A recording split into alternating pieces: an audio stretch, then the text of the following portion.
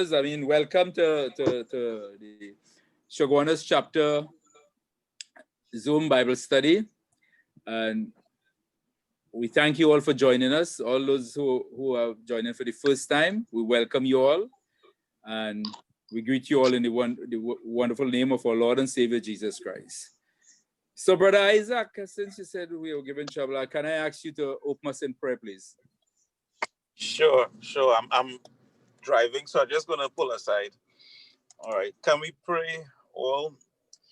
Our gracious Heavenly Father, we thank you for your love, for your mercy, for your grace, for your loving kindness, for how you have kept us, you have preserved us, you have taken care of us, Lord, and we are so grateful, Lord, that you are God, you are King, you are our Redeemer, you are Savior, you are Master. And as we come tonight, Lord, for this study, this time together to get your thoughts, Lord, through your servant, Brother Rex, tonight. May you bless this meeting. May you inspire Brother Rex. May you bless all those that are in this room tonight, those that are here already and those that may join.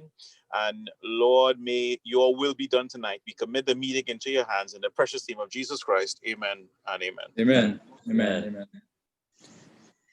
Amen. Brother Andre, can you bless us with the vision, please? Sure. The vision started in the 1960s by an Armenian farmer. His name is Demas Shakirian. And he fled from political unrest in his country and he settled in California. He started off as a farm with only 2 heads of cows. And over the next few years, with his trust in God, he changed that from 2 cows to 2,000 heads of cattle and became one of the largest cattle ranchers in the United States. And he has credited all to the glory of God. He normally prays in his living room. And one evening, he got a vision from God. And this is where the FGBMFI has started, where he got a vision from God, where God has called him to spread the gospel of Jesus Christ throughout the nations. And he did this through businessmen chapters that are formed like this all over the world. And so it started in California in a little diner called Clifton's Diner, where businessmen were invited to have a meal and share exactly what we're doing right now, sharing with each other about what God has done in their lives. And this became a very popular venture. And it spread right throughout the United States and throughout the world. We are currently located in, I think, 96 countries, hundreds of chapters all around the world. We have 5 in Trinidad and Tobago. Today is the Chaguanas Chapter meeting, and we have the South Chapter joining and actually putting the presentation with us today. And this is what we do, the full gospel. We do not replace churches, but we are Christians from various churches coming together and joining in worship and celebration. Over to you, Ramesh. Thank you, Brother Andre. All right, brothers and sisters, one couple little reminders is that everyone should mute their mic when the speaker is introduced, and then make sure that you all have your prayer requests, because at the end of it, we ask one of the brothers to pray for your request. The request is between you and God.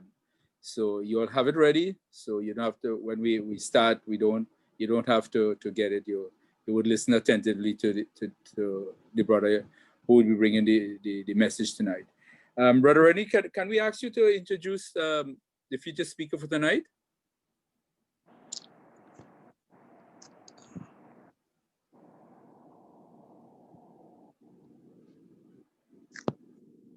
Hello.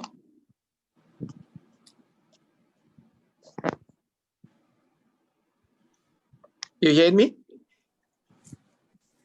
Hello? We hearing you, Ernie.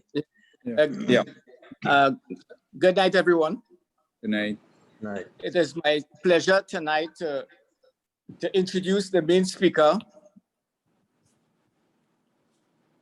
Mr. Trevor Rex Baddaloo. He is the regional manager for South Maritime Financial Group. He led the Maritime Top Financial Services Center for the past 14 consecutive years. He opened and started a recovery program living victoriously for addicts, alcohol, and people challenged with depression and disorder. He's married, 3 children, 1 boy and 2 girls. Ladies and gentlemen, it's my pleasure to introduce to you Mr. Trevor Rex Baddaloo. Thank you very much, guys. I didn't think we needed all that formality, but more than to say thank you for giving us the opportunity to share with you.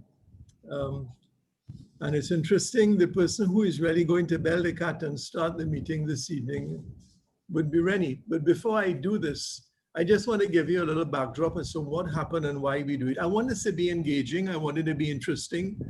It shouldn't be a monologue. I hope that, you know, we keep an open heart and an open mind, because I believe that one idea could revolutionize and change the way you think and the way you do business. Whether it is church business, whether it is home business, whether it is a business that is bringing in profit. Some time ago, I met Rennie, and he was asked to share at one of our meetings.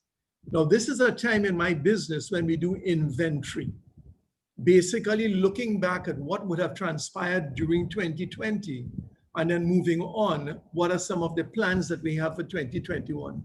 And most times over the years, during the boom, we used to look forward for a 10%. So we just put a 10%, we just added a 10%. There was no kind of strategic planning. There was no detailed planning, no analysis.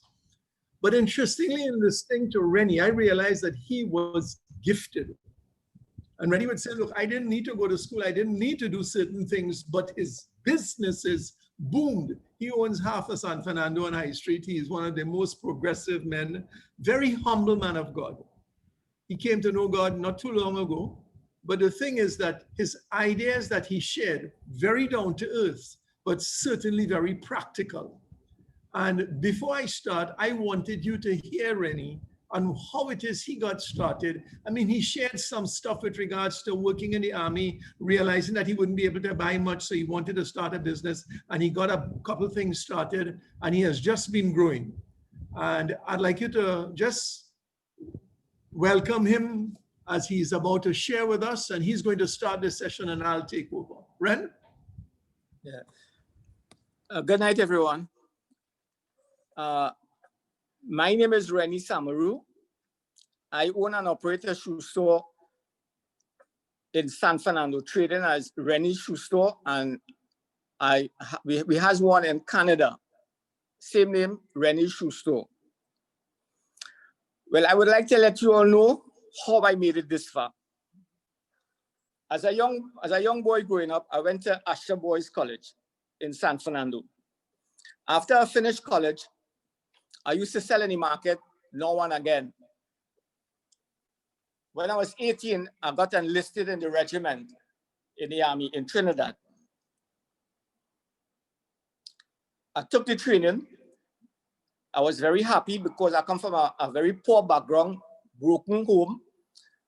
So in that time, I thought that getting a government job, your bread will be buttered.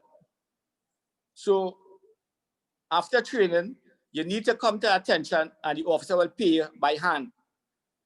So I came to attention, salute the officer, collect my pay. When I collect the pay and I open it in my hand, it was $652. That is for 1 month, consists of 30 days, 24 hours a day. There and then I realized I can't make it because I want to have a family, I want to buy a house, and the salary can't afford me. But I was afraid to leave this job because I don't know what I was going to do. It took me 6 years to leave the regiment. I left it and I went and started selling on the street. I started selling in front of a building on High Street by the name a 99-cent store. So continue selling during the day we will sell, and in the afternoon, the Chinese guy would allow me to leave my goods in his store, a 99-cent store. After a period of time, I was offered a spot to rent in the said building. 99-cent store. Business operating, you know, thing going. It's not a walk in the park. It's a real struggle to pay the rent, to buy goods, because I start from nothing. Remember, I start on the street buying 1 item, 2 items, 3 items. So I reach in the store now. Start buying goods. Some people that go into Curacao and Margarita and all these other things. It had this special guy, a Rasta guy, who I used to buy from. And I miss him. And after a period of time, I saw him. And I said, what's his position? He said he got break. He lost all his money. He want to do business with me. So I said, well, what I could do? Because you have no money, you have no goods to sell. He said, give him the money. He will go and buy the goods and bring the goods back. And I will pay him a commission. Now, I just know this guy in the street. But remember, I never traveled in my life. The furthest I reached was Tobago. But the guy know his onions. He could get what we need to sell. So I say, Father God, I'm going to give this man this money. And if he come back, thank God. And the man didn't come back, I said, thank God. I gave the Rasta man his money. And the man go and spend 1 week and come back. And there the game started. Everything was working real good. I ain't started travelers yet. He said he going, coming back. So like twice a month, he going and bring shoes and clothes. Next thing I see, 99-cent store went into receivership. And you know, last week, Mr. Trevor Joseph and Rex was saying that in business, you must be able to treat people nice. And you know, customer service is very important. So the receivers started collecting the rent. And every time the receivers come to collect the rent, I always give them something. If 1 come, I give 1. If 2 come, I give 2. I always giving them something and making a joke with them, and that was it. And one day the guy come, he said, Rennie, why do I apply to buy this building? I said, buy this building? I can't buy this building. He said, just go and put in an offer. And so said, so done, I put in the offer. Now remember, I selling on the street. Come into this store, this building, rent this, a part of the building. Now I put an offer to buy this building. Long story short, I got through with the building. Up to this day, I'm still in that building. And I tell you, Rastaman now, I say I need to travel it because, you know, I want to do bigger business. Now we talk about planning, but I didn't think about planning. I thinking about survival. So the first time now I'm going to America, I will give you what I went through in America. I always hearing about snow, but don't laugh at me.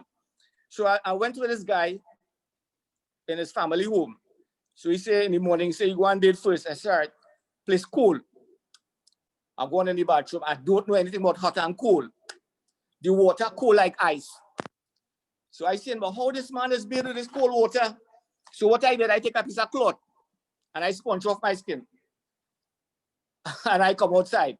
We going down the road now. I said, Ras, but how is handler water? But he started laughing now. You realize now, I do nothing about hot and cold. He said, no, it's hot and it's cold. You have to balance it. I said, oh shit, I didn't know that. You know, and you know, but I just telling you that from where I came from. And business started to go good. From Miami, we going to New York. From New York, we went to Panama. From Panama, we reached China. And the business going good. Money making. So I started to get suppliers. The suppliers started to give me credit. 30 days, 60 days, 90 days. Now we started to sell.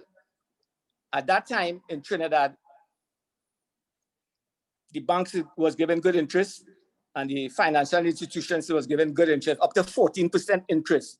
So what I did, I used to take the goods credit, sell the money, invest it for 6 months, a year in a fixed deposit, and start back to sell, to make the money, to pay my creditors.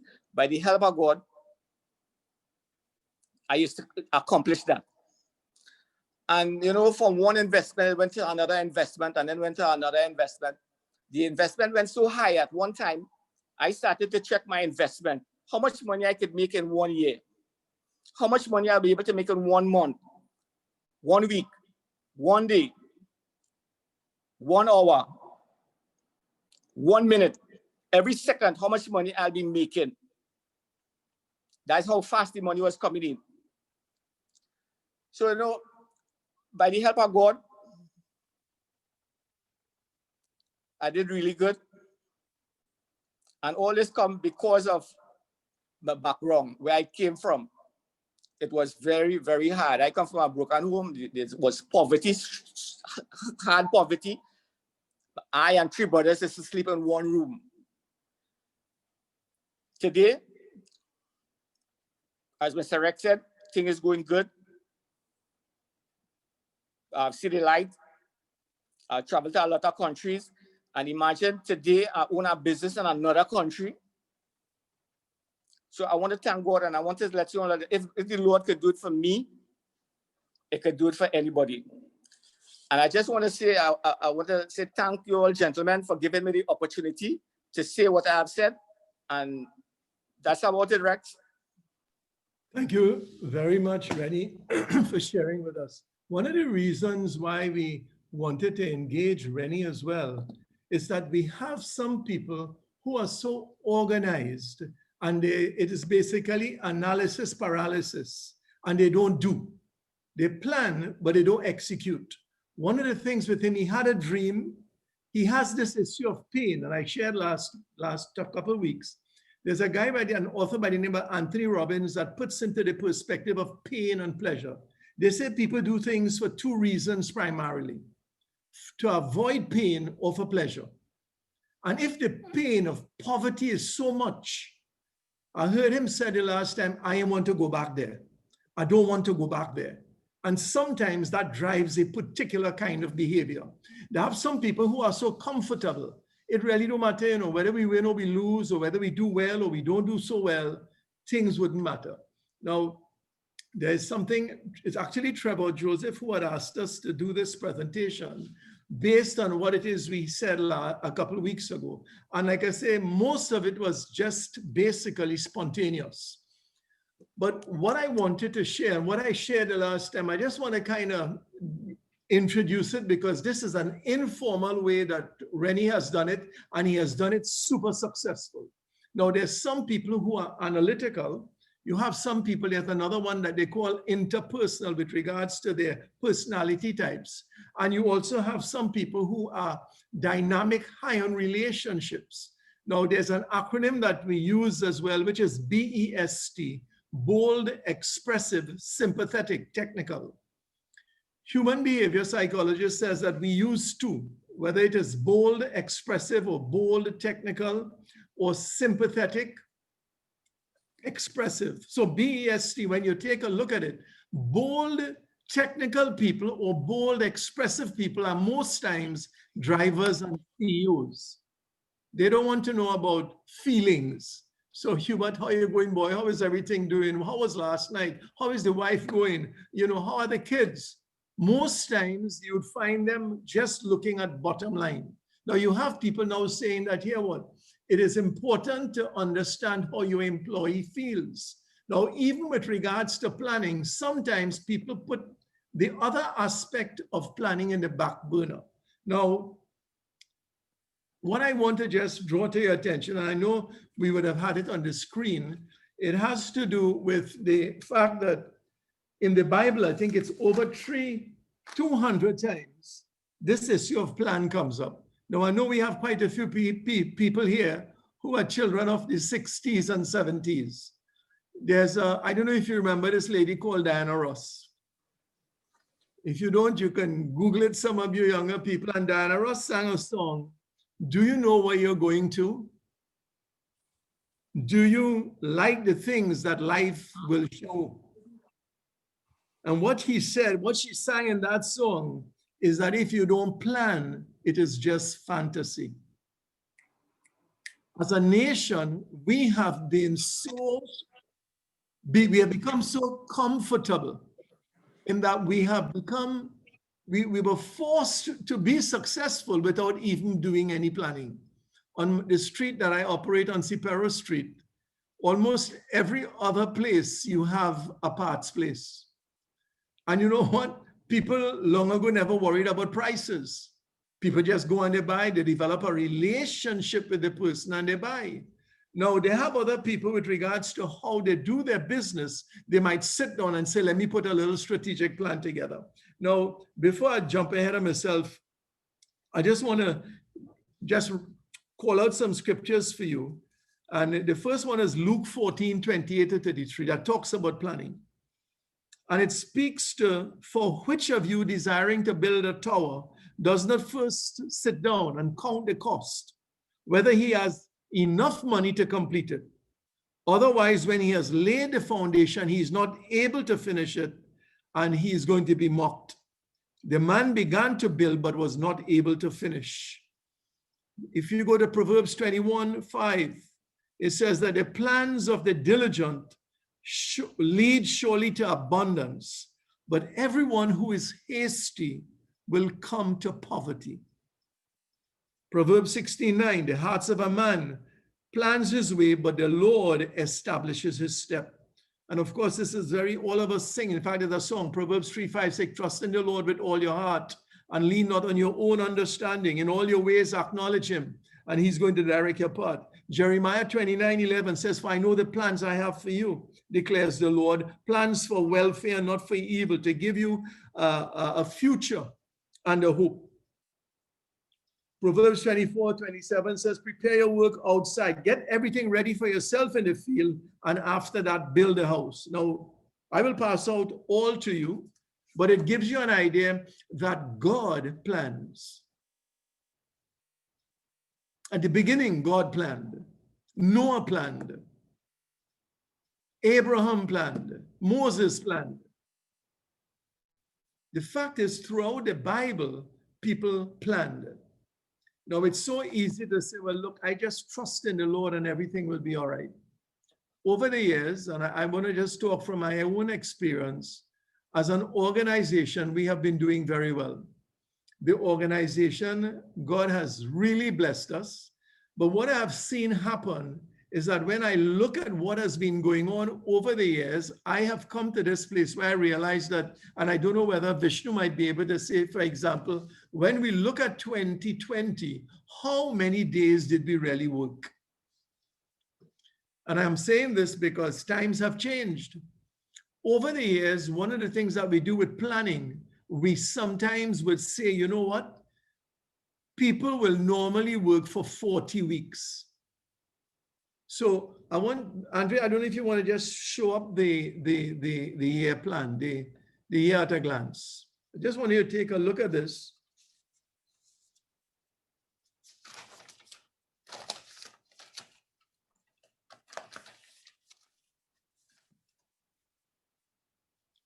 Right. Now, what I do is I put the year at a glance, and my assistant will normally put all of the holidays, all of the meetings from January to December. And what we do is we put what we call the green days and red days. The green days are the days that you're going to work. Now, this is pre-COVID, and even during COVID, and even whatever happens beyond November, we want to have an idea of the amount of days that we plan to work. What we have discovered is that most times people really only work for about 10 months of the year. Some people don't work on a Saturday, and I tell people that if you're not working on a Saturday, it's either you're an Adventist or a Jew. Because Saturdays is supposed to be an extremely productive day. So what we try to do with regards to work, every single day, we want to ensure that it is productive. Now, in your business, it's going to be a little different. In my business, in fact, it will also be very different. But what we also do now, where we are in December, we would also have a variance report over what would have happened between December last year and November this year, or January to December 2019 rather, and we look at a variance report between January 2020 to December 2020. Are you following what I'm saying? So what we are looking at is that where we were last year as it relates to where we are this year. And I really want to say this, and God has been so good. we are about 93% of our objectives. And what the company has done is they have revised the objectives and we are 120% of that objective. Now, what I'm saying here is that based on the budgets and some of the things that we had planned, we know for sure what the activity must be. We need to know what the activity must be. Now, I am not sure what kind of markups people will have, because there's another thing that we do with regards to inventory. In every single person who work with me, I would like to see the amount of products that they sell, whether they are selling all the products that you have. Do you have a particular kind of glass that is not moving, a kind of paint, a kind of book? What hasn't moved because you didn't do an inventory? So I'm talking about doing an inventory exercise has also given me an opportunity to say, maybe we'll need some training. Now, there's something in training, an acronym that I use, it's DOME.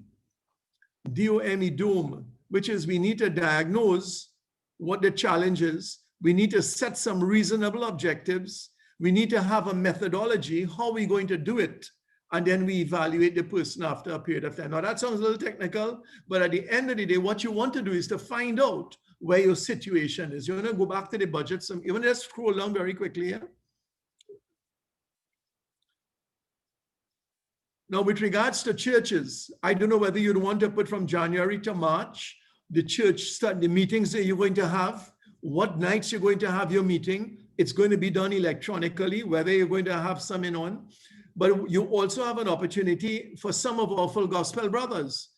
You can hold it there. What you could also put is this issue of, Trevor has been talking about it. We could write down the amount of people we would like to pray for and who we'd like to lead for the Lord. It's a good opportunity to set an objective, because there is something magical about when you write something down. The Bible speaks about writing it down and making it plain.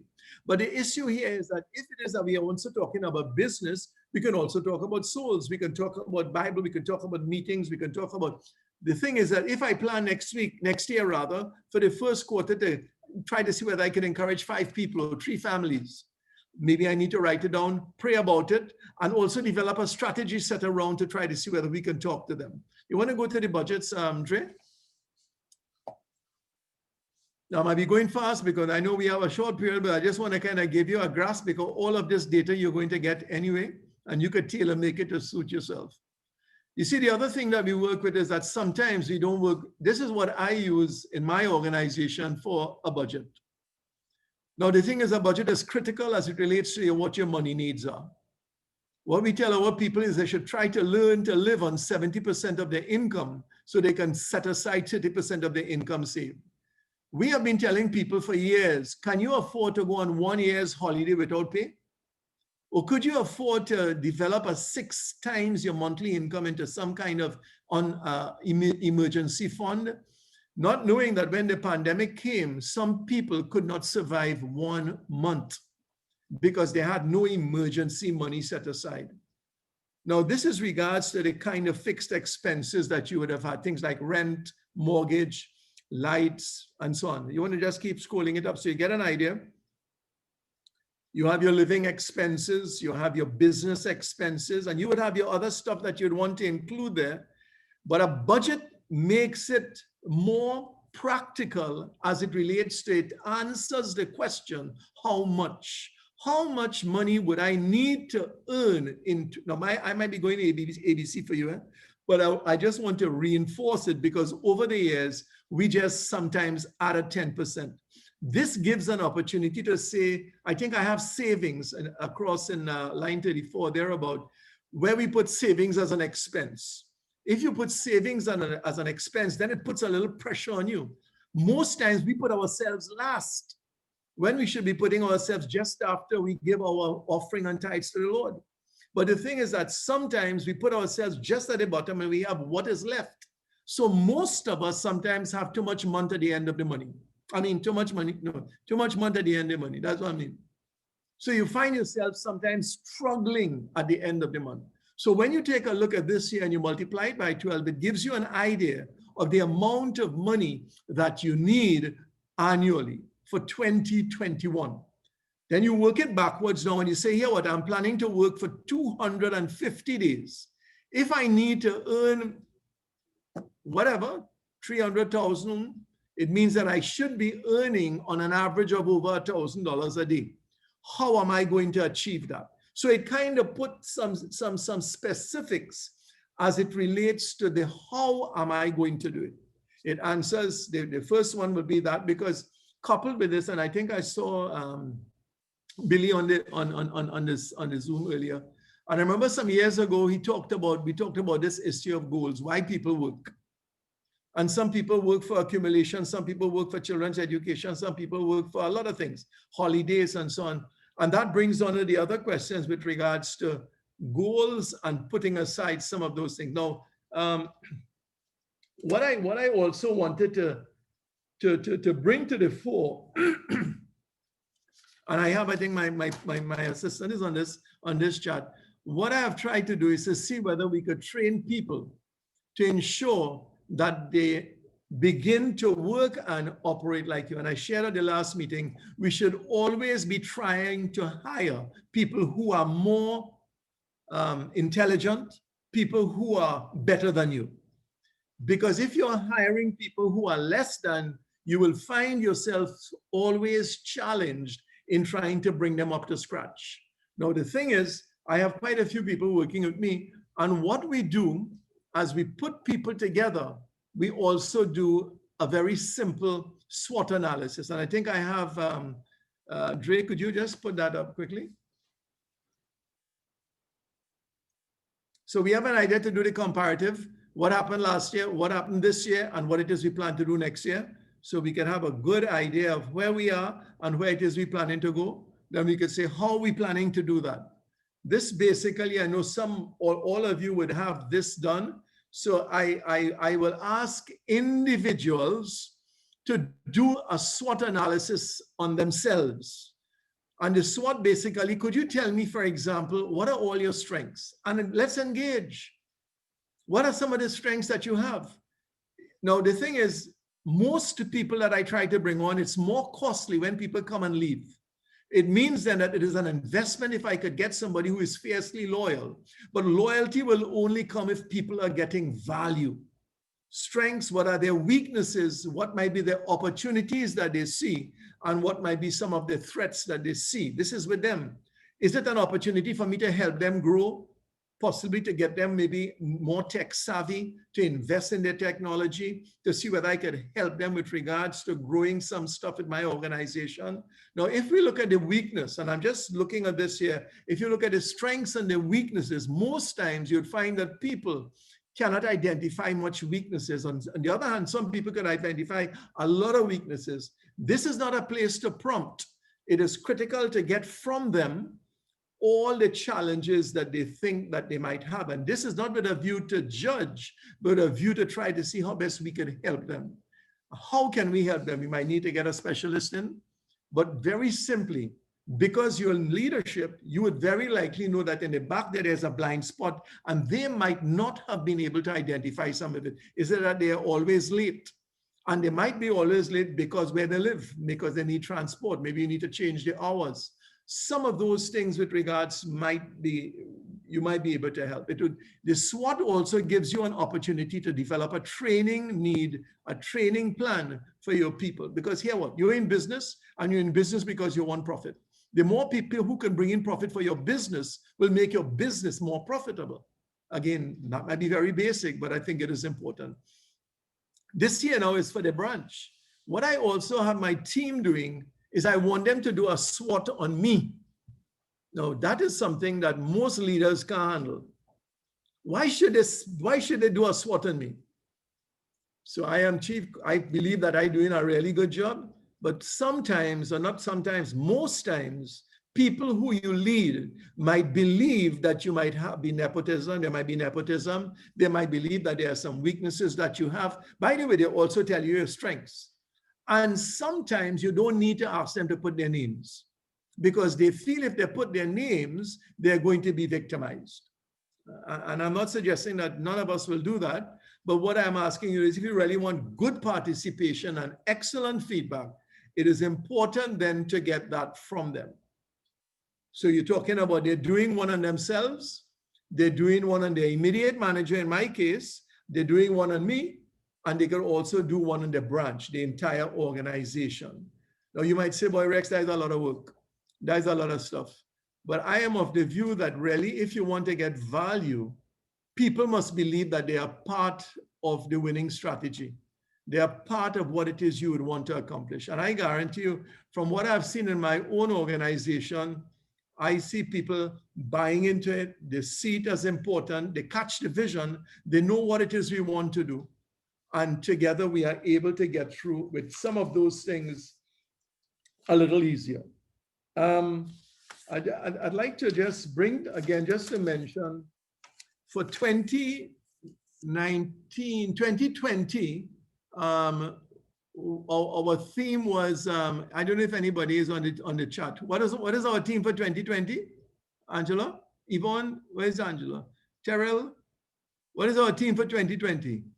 What's that? The theme for 2020, this year. Seeds of greatness. Seeds of greatness. Seeds of greatness 2020. 2021, our theme is going to be here to serve. We are here to serve.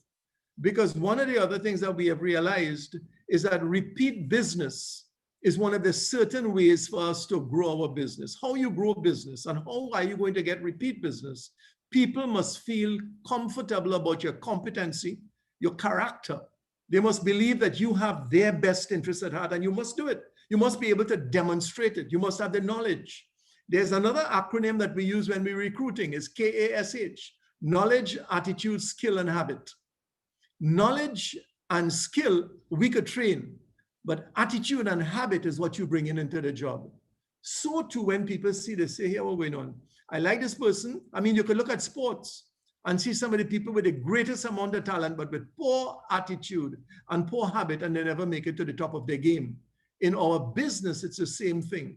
So with regards to what it is you're looking at, what we'd like to try to get done with regards to all that we are doing is we are trying to see whether we can engage everybody. We engage the clients. How do we do that? We want to make sure that the client is well served. So I'm not sure. I was telling my agents some time ago, I was saying to them that even the dentists, the car repair shop, what they are doing is they are beginning to send you cards and saying, happy birthday, Merry Christmas. I don't know whether bookshops are doing it, but they're actually staying in touch. The reason why they're staying in touch, they believe that your best business will be the people who have already experienced your excellence. The reason why they want to come back by Hubert for air condition is maybe because he has been able to do a job so good. It's the same thing with Taran. Whether they'll continue to do business with him simply because they believe that, here what, this man was excellent. Trevor said something to us a couple of weeks ago about a judge, I think it was. He has a barber and his barber hasn't been around and he managed to get this fella to cut his hair. He said the next day, the judge said he will never go to another barber. But the next day, the same guy who cut his hair called him up and said, hey, how are you doing? How is the haircut? How are you feeling? And the judge said, you know what, moving forward, I will never change this man. Well, you know why? Simply because the man called. We should not take this issue of after service and anything that we do, we shouldn't take it for granted. We should make sure that we take a little time out to engage, to talk to people, because people today are shortchanged. And as Christians, brothers and sisters, you know, I think it is important that we have a standard that says, here what, this is a stamp of excellence, because we represent the Most High God. So it means that whatever we do, we must do it with a stamp of excellence. So we talked about the SWOT, we talked about the budgets, we talked about the calendar. One of the challenges that we have with regards to even understanding is that sometimes people realize that if you don't plan, it's going to be very difficult for you to achieve your purpose. On Friday last, we had a management meeting, and I was telling the team that there are 4 words people want to hear, the people who are working with you. And it is, I care and you matter. I care and you matter. In a fast world where everything is happening around you, you know, you have sometimes families who are sick. You have families, I have an agent who is on the chat tonight, she was stuck in Edmonton from the beginning of the year. And what we try to do every night and every day is to touch base, because sometimes people can be with people, but they could still feel alone. And as brothers and sisters in the Lord, I think it is important for us to make a significant difference, because one word could change somebody's life forever.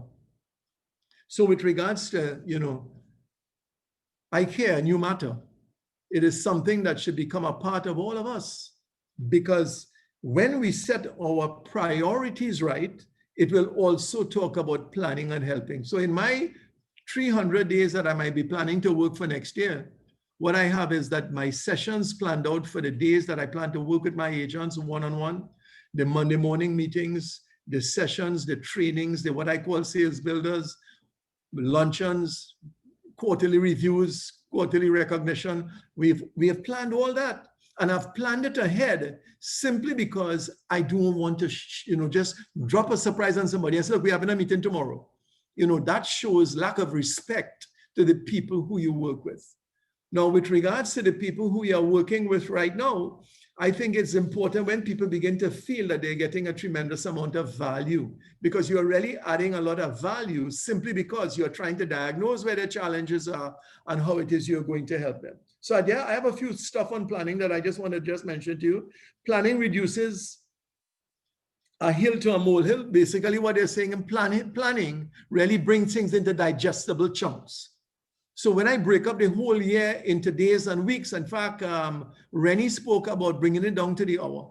You might say that is really ridiculous, but he said something. He said, Rex, the first week when I saved $5, that was plenty. He said the second week I decided to move to $10. The third week I planned, don't look at me like that, money answered all things.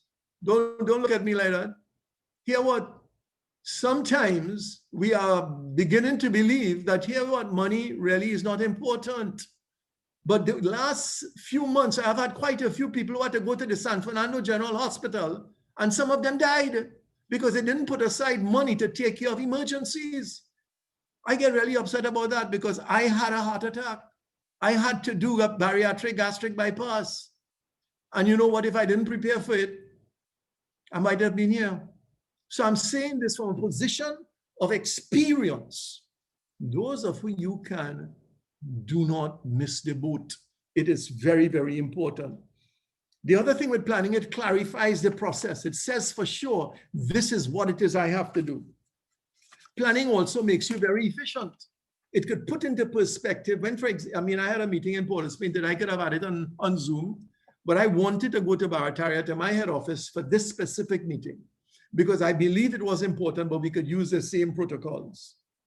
Planning also makes delegation very effortless.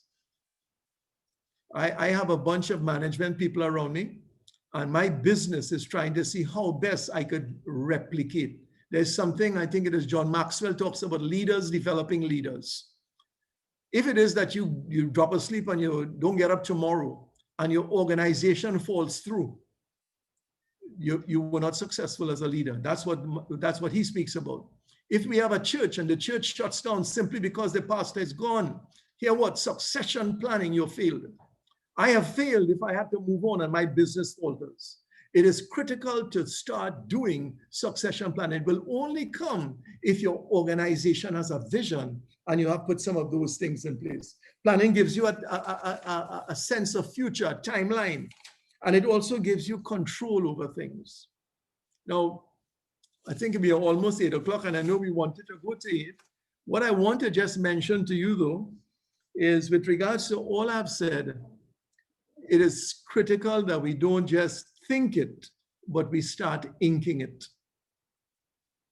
Business people, and sometimes people prepare just to find out what the Lord might have deposited in their heart without doing much preparation. I thank God that we came through a boom, but coming out over the last year, guys, if I didn't have a plan in place, I would have been lost. So what I'm asking you to do, as you come to the end of the year, it's an opportunity for you to contact and connect with the network of clients that you have. Contact them. ensure that they are okay. Try and see how best you can work with them, because just as much as you need them for business, they need you if you are able to lend some value. Here, I sometimes go into some stores and I will always buy something. I can't window shop. Unfortunately, I cannot window shop. I am easily sold on anything somebody will give me if I think I can use it. One of the other things that there's a shop on Sipara Street that sells food by weight, right on Sipara Street there. And whenever I go into that store, to that shop, the girls will call me out by name. Mr. Rex, how are you doing? I ain't see you for a long time.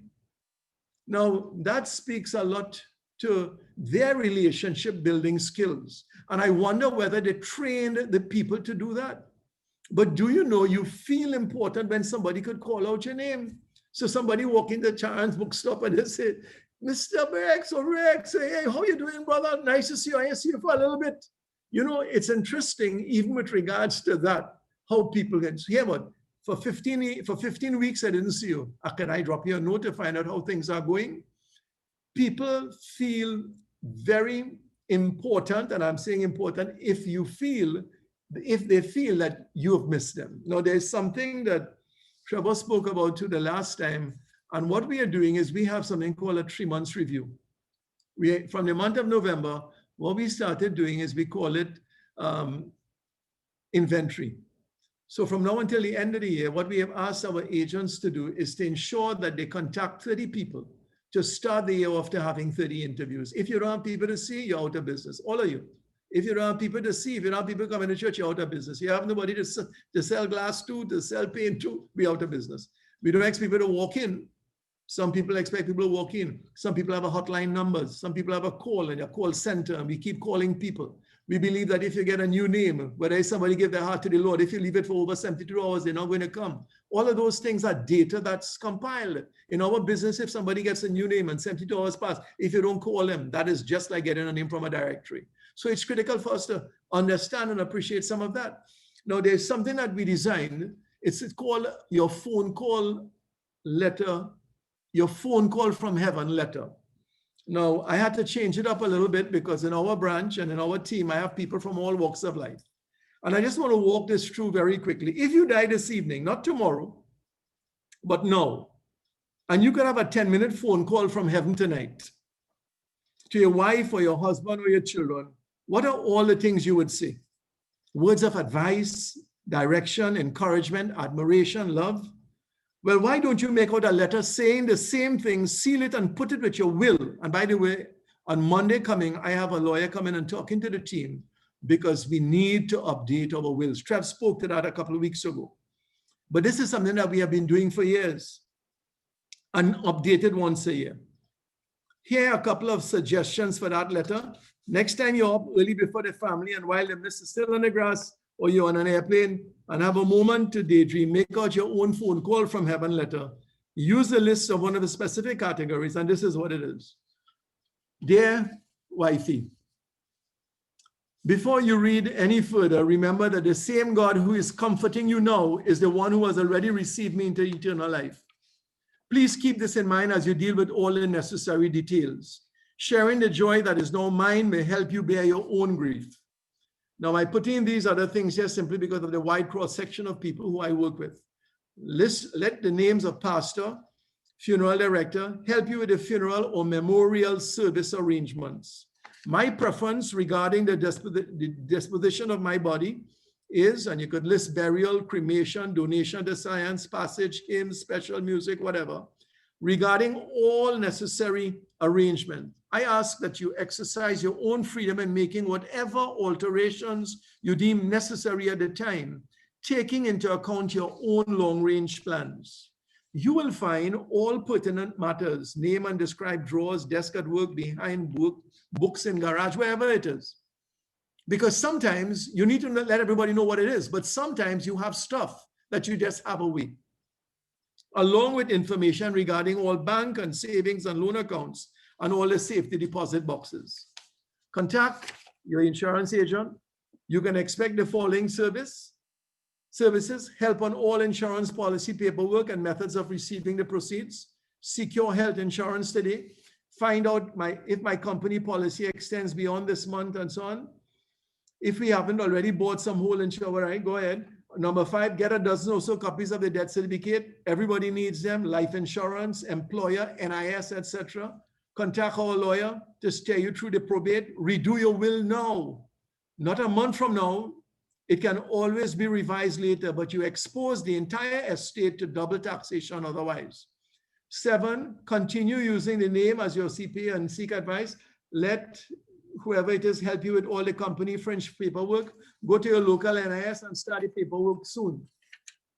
Number 10, consider changing your phone number temporarily or providing some other system to avoid prank calls. Try not to leave the house unoccupied for the next couple of weeks, especially during the funeral, because burglars follow obituary columns. 12, I owe the following debts which will be paid as part of the probate process. 13, realize you will be signing many releases for bank accounts, safety deposits, and so on, and you will feel generally hassled. Be patient and resolved. The following general thoughts might be considered: what to do about relationships with in-laws and so on, what to do about the house, keep it, rent it, don't pay off the mortgage, pay off the mortgage, get advice on investments, and possibly set up a trust for you and the children. This is expensive, but you might be more comfortable, explore it. Stay away from all well-meaning advisors, except they have some people who you trust and you have some people who you don't trust. Sometimes you might need to instruct. I feel that with this life insurance on, you can have that annual income per month, and somebody spoke about monthly income. Read various books on widowhood. If you remarry, you may wish to keep your assets separate so that our children will benefit from that we put our efforts together. Disposition of specific personal effects like clocks and watches and so on. Personal reflections, recollections, hope, unrealized dreams and wishes for the future. Now you hope to be remembered, etc. Final statements on love and encouragement to spouse children. So this is something I picked up in $1 Million Roundtable many years ago. And we try to tailor make it to do some stuff as it relates now. It is still relevant and pertinent, guys. You know, and I'm hopeful that, you know, it could bring some kind of help. It might be able to bring some kind of help to you. But there's something I want to say in closing that I hope you plan.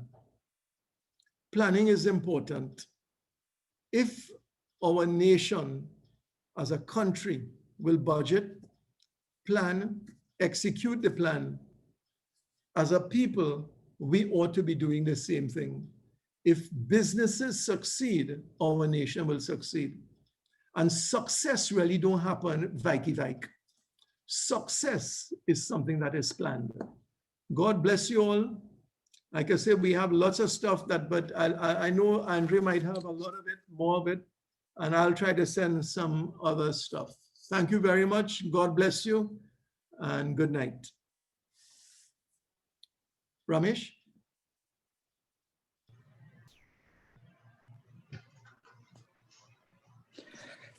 Brother Rex Trevor Baddaloo, thank you for that wealth of information.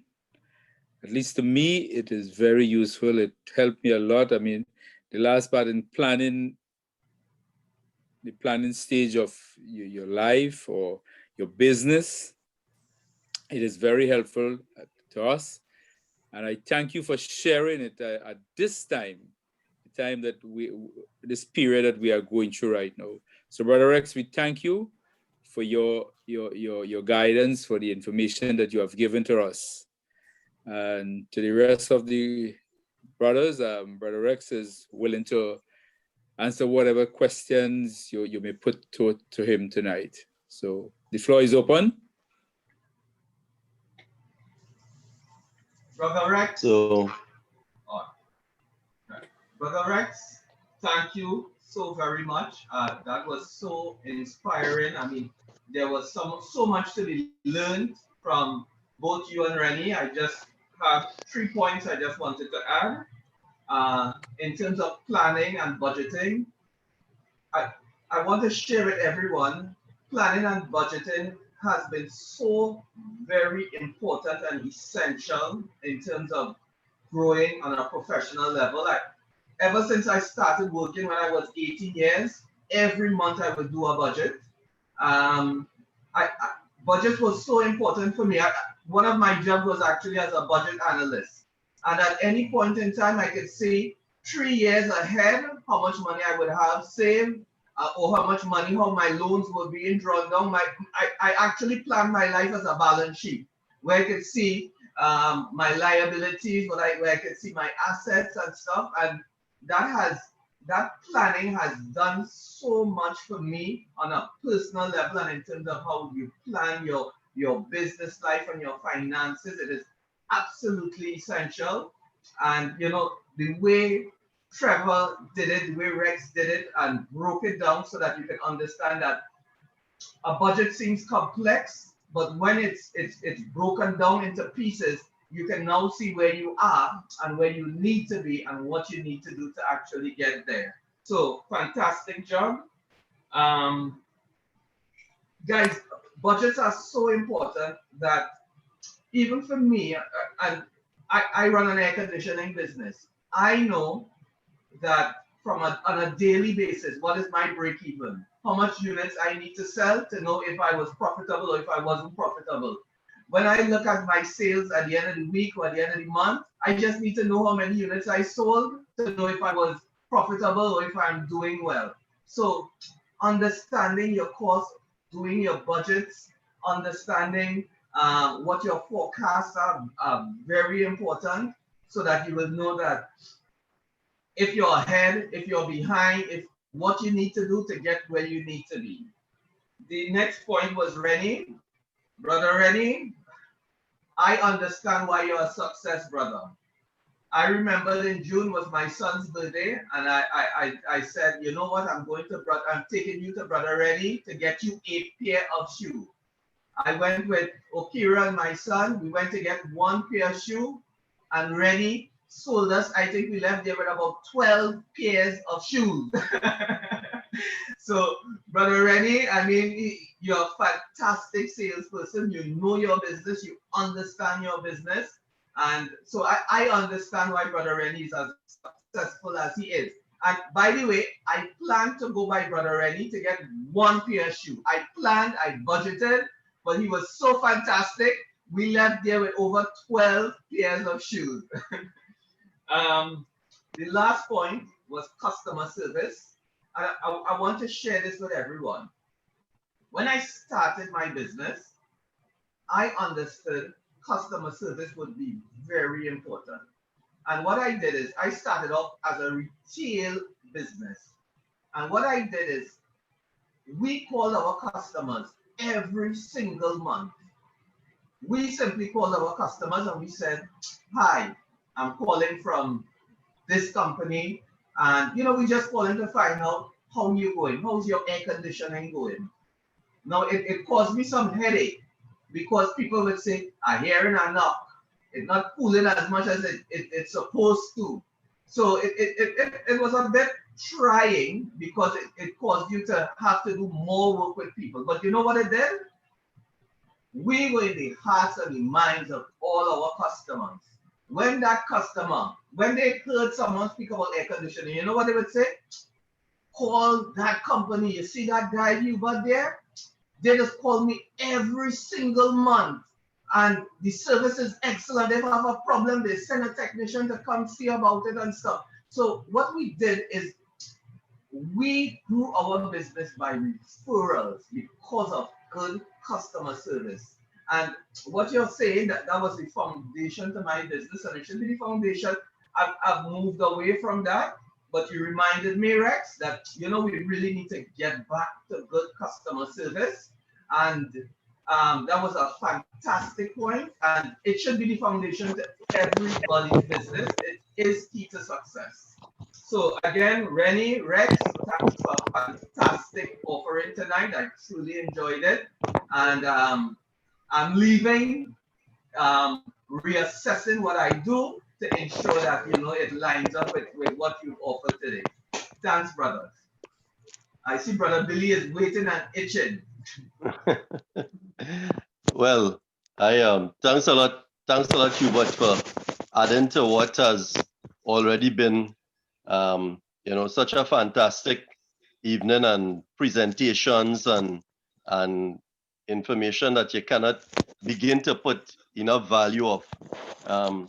I was itching because as the questions were gonna come and the comments, I just wanted to, I know that Brother Rennie introduced Brother X, and he said that we didn't have to go through those formalities, but we're all big people, and I know it's easy for them to understand a lot what Brother X said because he broke it down into such pieces that's so easy to understand.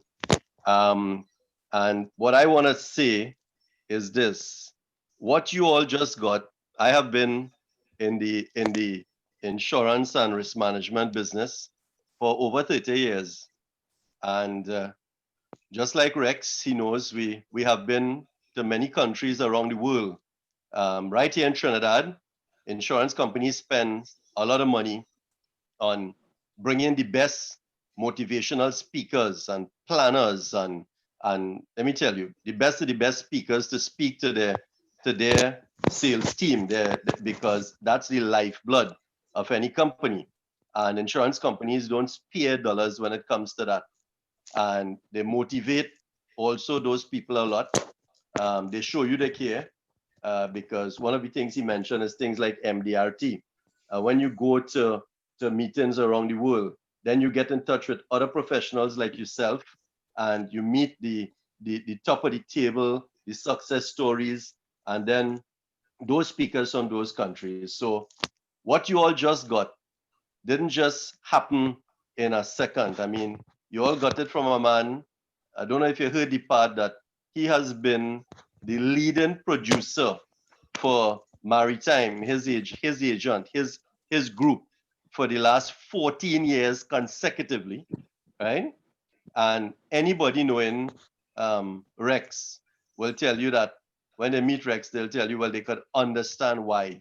And I'm certain that his field force, his agents, his admin people, his managers can attest to that, and his customers can talk about his service. And to some of us, these things come natural. I guess there's some people that will work a little more hard, for it.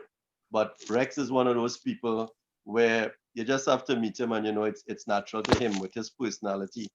And Rex, I mean, from me to you, as from someone in the business who have had to manage hundreds of people like yourself, train so many people, been exposed to a lot of the great people and run on organizations, budgeting.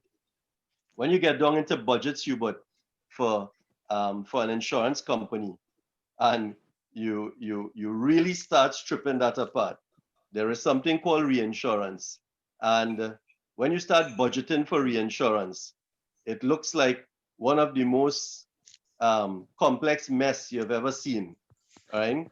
But it is something that must be done on an annual basis, and we have to do it because we have to go and sell everything that we have insured and going to insure again on all our projections the next year to billion-dollar companies abroad and get them to say, yes, we are giving you the underwriting pen to go ahead and accept risk on our behalf, right?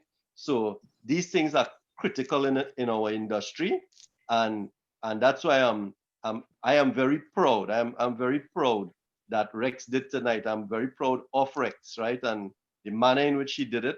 I have been exposed to many people around the world, and what you got tonight was just absolutely world class. And I really hope that we can take this and apply it to all aspects of our lives. Rex went into it. It's not just for the businesses. We should apply to full gospel businessmen, Chaguanas and Trinidad and Tobago and region and the churches and NGOs. It's not and ourselves. It's not just the businesses, So I think it's a good test. And it's something to really help us to grow with. So Brother Rex, congratulations. And guys like us, whenever we hear a presentation like this, you just reminded me of so many little things again that in the speed of life, you tend to take off your radar. And believe me, you have brought back some things, it's right in front of me now. and you know, I need to take note and deal with it. Brother Rennie, I hope you don't mind if I share something that is very dear to me about you. I'm going to do it in a way where I'm not going to give out any sort of personal information or critical information. I hope you can expand on it after if you wish. But when I was a director, I was one of the founding directors of Global Financial Brokers. Our offices then was based on Gulf Link Road in San Fernando. And I used to bank at Republic Bank, Gulf City. And one day, one of the young men, you know, he saw me and he says, you know, he would have seen us coming in and how we treat with people and, you know, how we were growing. And he says, Mr. Ali, what exactly do you all do? Well, you know, asking somebody in our business that is setting up yourself, because I'm going to tell you, right? But I said to him, please, I said, I'll be happy to tell you, and you're right here, why don't you come and visit me at my office one evening, right? And he came across, it would have been very early, like the next day. And he was already working in the bank for a few years. And he said to me, he said, you know, I said, tell me, why are you so curious? He said, well, you know, I'm here for a while, and, you know, I look at you guys come in the bank, and, you know, everything that you do, you speak, blah, blah, blah. So I explained to him what we do. I said, we are full-fledged brokers, deal with all the insurance companies. We do all the classes of insurance. And there was something I was doing at that point in time. I was the one in the company that everybody came to for investment knowledge, because we sold a lot of investment, local, foreign, TT dollar, US dollar, onshore, offshore. We were placing business in the Isle of Man, Jersey, Guernsey, Cayman, that sort of thing, right? And this guy got really excited. And he says, you know, I think I want to join you all. But he had a family, and like Rex was saying, he didn't plan for this. So he had no savings, big set of savings back then. So, you know, the fear of leaving a job in the bank where you already have some years under you and going out into an area unknown, new to you, and you have to sell to eat, okay? So I said to him, I said, you know, I really liked his attitude, and I know he had a good network of people from working in the bank and so on. And, you know, I know he's smelling this and he want to go after it, you know. So I said, tell you what, here's what we'll do. If you have 3 months of your salary, right, do you think that's enough time for you to do some of what I just told you and get some clients? He said, yes. I said, well, let me help you get 3 months salary. Go and pick one of your clients from the bank and bring them to me. And I will explain investments to them, right? And if they do that business, I'm going to give you all the commissions, right? It's going to be in US dollars, right? And you can have it in the bank as a cushion that will help you to go forward, right? He brought the person. I met with them. The person invested with him. And I did exactly what I told him. We gave him the commissions and so on, right? That triggered him to leave the bank. Today, I can tell you, he's a multimillionaire. He has his own brokerage, right? And the person who gave him that blessing to have all of that, right? The person who invested money with him at that point in time, who I met with in my office, is Brother Rennie. All right? So I can never forget that.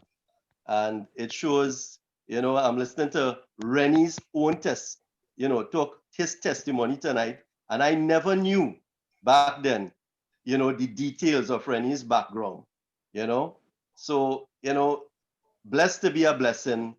And sometimes you don't know the impact you're going to have on people.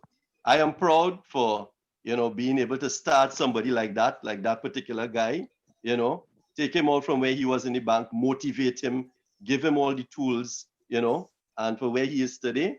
And that, you know, I will never forget that what triggered that entire thing was an investment from Brother Rennie. Brother Rennie, you remember that?